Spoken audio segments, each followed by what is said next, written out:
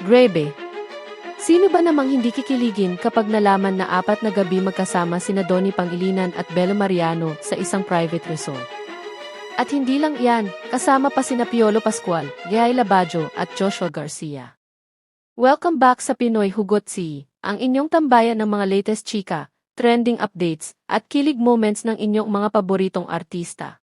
Kung gusto nyo laging updated sa showbiz happenings, don't forget to like, share, and subscribe para hindi kayo mahuli sa bawat pasabog.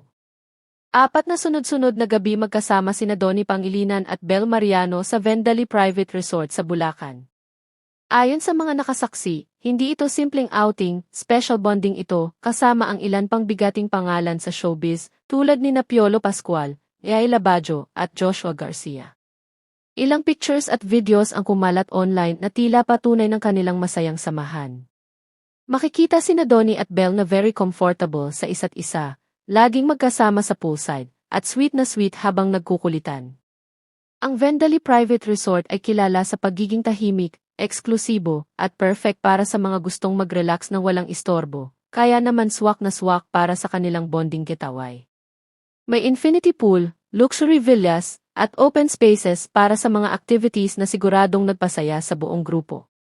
Hindi rin nagpahuli ang tatlong kasama, si Piolo Pascual na kilala sa pagiging key forever heartthrob, si Yay Labajo na nagbigay ng kantahan sa gabi, at si Joshua Garcia na game sa mga kwentuhan.